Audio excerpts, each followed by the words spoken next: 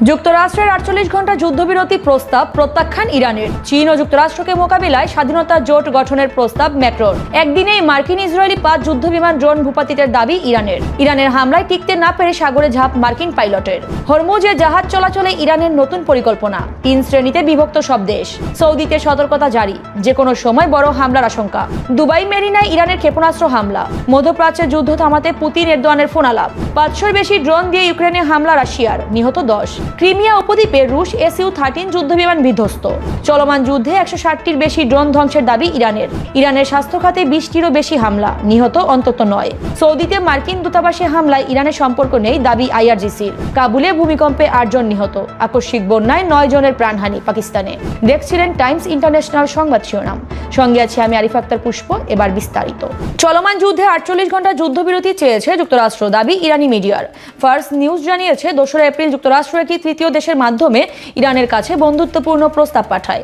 তবে ইরান লিখিত কোনো জবাব দেয়নি এবং পাল্টা হামলা চালিয়ে যুদ্ধ অব্যাহত রেখেছে। যুক্তরাষ্ট্র কূটনৈতিক প্রচেষ্টা জোরদার করেছে, বিশেষ করে কুয়েতের বুবিয়ান দ্বীপে মার্কিন সামরিক স্থাপনায় হামলার পর। গত 28 ফেব্রুয়ারি যুক্তরাষ্ট্র ইসরায়েল বিমান হামলা চালানোর পর ইরান উপসাগরীয় অঞ্চলে ড্রোন ও ক্ষেপণাস্ত্র হামলা চালিয়েছে, যা হতাহতের পাশাপাশি বিশ্ব বাজার ও বিমান চলাচলে প্রভাব ফেলেছে।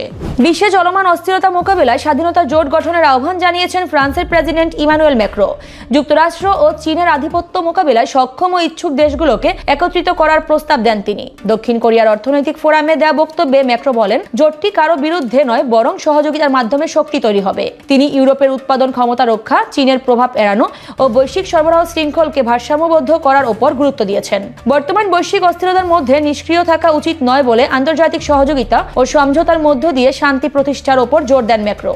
একদিনে যুক্তরাষ্ট্র ইসরায়েলের অন্তত 5 ড্রোন ও যুদ্ধবিমান ভূপাতিত করার দাবি করেছে ইরান। IRGC জানায়, বিভিন্ন প্রদেশে অভিযানে 2টি যুদ্ধবিমান, 2টি ক্রুজ ক্ষেপণাস্ত্র ও 3টি ড্রোন ধ্বংস করা হয়েছে। ইস্পাহানে MQ-9 রিপার ও বুশেয়ারে হারমেস ড্রোন ভূপাতিত হয়। হরমুজ প্রণালীর কাছে একটি A-10 ওয়াদ বিমান গুলি করে ফেলা হয়েছে, যার পাইলট নিখোঁজ। ইরান বলছে, নতুন প্রযুক্তি নির্ভর আকাশ প্রতিরক্ষায় এসব সফলতা এসেছে। তেহরান সতর্ক করেছে, যুক্তরাষ্ট্র ইসরায়েল অনুতপ্ত না হওয়া পর্যন্ত হামলা অব্যাহত থাকবে। ইরানের হামলায় টিকতে না পেরে সাগরে ঝাঁপ দিয়েছে মার্কিন পাইলট। বিধ্বস্ত F-15E যুদ্ধবিমানের 2 পাইলটের একজনকে উদ্ধার করতে গিয়ে আরো 2টি মার্কিন বিমান ইরানের হামলার মুখে পড়ে। এ সময় A-10 ওয়াদ যুদ্ধবিমানটি আক্রান্ত হলে পাইলট সাগরে ঝাঁপ দেন। পরে পাইলটকে নিরাপদে উদ্ধার করা হয়। অভিযানে থাকা 2টি হেলিকপ্টারের একটিতে ছোট অস্ত্রের গুলি লাগে। কয়েকজন ক্রু আহত হলেও নিরাপদে অবতরণ সম্ভব হয়। F-15 এর দ্বিতীয় পাইলটের খোঁজে উদ্ধার অভিযান চলমান। মার্কিন প্রেসিডেন্ট ডোনাল্ড ট্রাম্প বলেন, যুদ্ধবিমান ভূপাতিত হওয়ায় ইরানের সাথে আলোচনায় কোনো প্রভাব ফেলবে না। ইরান হরমুজ প্রণালী নিয়ন্ত্রণে নতুন পরিকল্পনা গ্রহণ করেছে, যা সব দেশের ওপর প্রভাব ফেলবে। দেশগুলোকে শত্রু নিরপেক্ষ ও বন্ধুত্বপূর্ণ 3 শ্রেণীতে ভাগ করা হয়েছে। শত্রু দেশগুলোর জাহাজ সম্পূর্ণ নিষিদ্ধ, নিরপেক্ষ দেশগুলোকে উচ্চ ফি দিতে হবে, আর বন্ধুত্বপূর্ণ দেশ স্বাধীনভাবে চলাচল করতে পারবে। তেহরান এখনও সম্পূর্ণ তালিকা প্রকাশ করেনি, তবে পারস্য উপসাগরের বেশিরভাগ আরব দেশকে নিরপেক্ষ বা শত্রু হিসেবে চিহ্নিত করা হয়েছে। এই পদক্ষেপ যুক্তরাষ্ট্র ইসরায়েল যৌথ অভিযানের পর মধ্যপ্রাচ্যে উত্তেজনা বৃদ্ধির প্রতিক্রিয়া এসেছে। ইরানের হামলা ও উত্তেজনা আন্তর্জাতিক জাহাজ চলাচল ও বাজারকে প্রভাবিত করছে। ইরানের সম্ভাব্য হামলার আশঙ্কায় সৌদি আরবের পূর্বাঞ্চলে জরুরি সতর্কতা জারি করা হয়। সিভিল ডিফেন্স কর্তৃপক্ষ বাসিন্দাদের সতর্ক থাকতে নির্দেশ দেয়, যদিও কিছুক্ষণের মধ্যে পরিস্থিতি স্বাভাবিক জানিয়ে সতর্কতা প্রত্যাহার করা হয়। ঝুঁকির ধরন সম্পর্কে বিস্তারিত জানানো হয়নি। এদিকে একই সময়ে ইরান দাবি করেছে, একদিনে যুক্তরাষ্ট্র ইসরায়েলের 5 ড্রোন ও যুদ্ধবিমান ভূপাতিত করেছে তারা। IRGC জানায়, 2টি যুদ্ধবিমান, 2টি ক্রুজ ক্ষেপণাস্ত্র ও 3টি ড্রোন ধ্বংস করা হয়েছে। হরমুজ প্রণালীর কাছে একটি A-10 যুদ্ধবিমান ভূপাতিত হয়েছে বলেও দাবি করা হয়। দুবাই মেরিনায় ইরানের ক্ষেপণাস্ত্র হামলার ঘটনায় চাঞ্চল্য ছড়িয়েছে।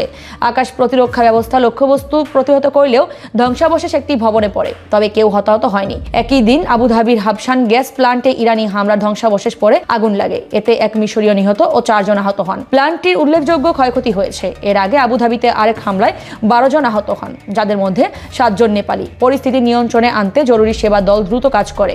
কর্তৃপক্ষ ক্ষয়ক্ষতির পূর্ণ হিসাব নির্ধারণের কাজ চালিয়ে যাচ্ছে। মধ্যপ্রাচ্যে যুদ্ধ থামাতে রাশিয়ার প্রেসিডেন্ট ভ্লাদিমির পুতিন ও তুরস্কের president Recep Tayyip Erdogan phone আলাপে জরুরি পদক্ষেপের আহ্বান জানিয়েছেন। ক্রেমলিন জানায়, তারা সংঘাতের বৈশ্বিক প্রভাব, বিশেষত জ্বালানি, বাণিজ্য ও লজিস্টিক্স খাত নিয়ে উদ্বেগ প্রকাশ করেন। 2 নেতা দ্রুত যুদ্ধবিরতি ও সব দেশের স্বার্থ বিবেচনায় শান্তি প্রতিষ্ঠার উপর জোর দেন। যুক্তরাষ্ট্র ইসরায়েলের 28 ফেব্রুয়ারির অভিযানের পর উত্তেজনা বাড়ে, যাতে 1340 জন নিহত হন। জবাবে ইরান ড্রোন ও ক্ষেপণাস্ত্র হামলা চালায়, ফলে আঞ্চলিক স্থিতিশীলতা ও বৈশ্বিক বাজারে বড় ধাক্কা লাগে। ইউক্রেনে রাশিয়ার হামলা জোরদার হওয়ায় অন্তত 10 জন নিহত হয়েছেন। সাম্প্রতিক সময়ে রাতের পাশাপাশি দিনের হামলাও বাড়িয়েছে মস্কো, যেখানে 500-র বেশি ড্রোন ও ডজন খানেক ক্ষেপণাস্ত্র ব্যবহার করা হয়েছে। কিয়েভ অঞ্চলে 1 জন নিহত ও 8 জন আহত হন। আবাসিক ভবন সহ স্কুলেও ব্যাপক ধ্বংসযজ্ঞ চালিয়েছে রুশ বাহিনী। প্রেসিডেন্ট জেলেনস্কি অভিযোগ করেছেন, আগের চেয়ে হামলা বাড়িয়ে উত্তেজনা সৃষ্টি করছে রাশিয়া। ক্রিমিয়ার উপদ্বীপে রাশিয়ার Su-30 যুদ্ধবিমান বিধ্বস্ত হয়েছে, তবে বিমানের পাইলট ইজেক্ট করে নিরাপদে বেরিয়েছেন এবং তাকে উদ্ধার করা হয়েছে। রাশিয়ার প্রতিরক্ষা মন্ত্রণালয় জানিয়েছে, বিমানটি সকাল 11টায় নির্ধারিত প্রশিক্ষণ ফ্লাইটের সময় বিধ্বস্ত হয় এবং কোনো গোলাবারুদ বহন করছিল না। পাইলটদের জীবন নিরাপদ থাকলেও বিমান ধ্বংস হয়েছে। এর আগে সপ্তাহের শুরুতে ক্রিমিয়ায় একটি N-26 সামরিক পরিবহন বিমান বিধ্বস্ত হয়েছিল, এতে 29 জন নিহত হয়েছেন। ইরান দাবি করেছে, যুদ্ধ শুরু হওয়ার পর থেকে শত্রুপক্ষের 160টিরও বেশি ড্রোন এবং কয়েকটি আধুনিক যুদ্ধবিমান ধ্বংস হয়েছে। ইরানের national air defence joint headquarters জানিয়েছে, দেশটি এখন যেকোনো উচ্চ প্রযুক্তির ড্রোন ও পঞ্চম প্রজন্মের স্টেলথ ফাইটার মোকাবিলায় স্বয়ংসম্পূর্ণ।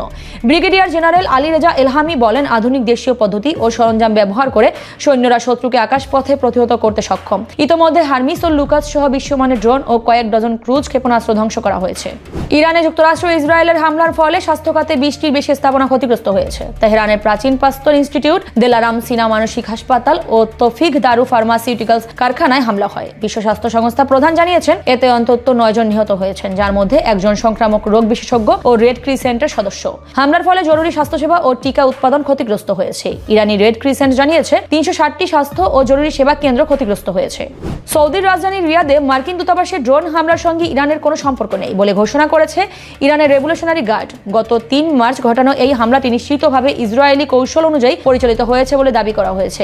IRGC মুসলিম দেশগুলোকে সতর্ক করেছে যে অঞ্চলকে অস্থিতিশীল ও ধ্বংস করার জন্য মার্কিন জায়নবাদী ষড়যন্ত্র চলছে।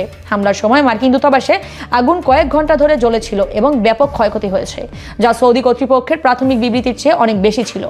আফগানিস্তানে 5.9 মাত্রার ভূমিকম্পে কাবুলে একটি বাড়ি ধসে একই পরিবারের 8 জন নিহত হয়েছেন। এক শিশু আহত হয়েছেন। ভূমিকম্পের কম্পন পাকিস্তান ও ভারতের বিভিন্ন শহরেও অনুভূত হয়েছে। অন্যদিকে পাকিস্তানের বেলুচিস্তানে ভারী বর্ষণ ও আকস্মিক বন্যায় কমপক্ষে 9 জনের মৃত্যু হয়েছে, প্রায় 1 ডজন আহত, শতাধিক বাড়ি ক্ষতিগ্রস্ত ও কয়েকটি ধ্বংস হয়েছে। বন্যার কারণে ফসল নষ্ট, যোগাযোগ বিঘ্নিত এবং হাজার হাজার মানুষ বাস্তুচ্যুত হয়েছে। প্রাদেশিক দুর্যোগ ব্যবস্থাপনা কর্তৃপক্ষ পরিস্থিতি মোকাবেলায় কাজ করছে।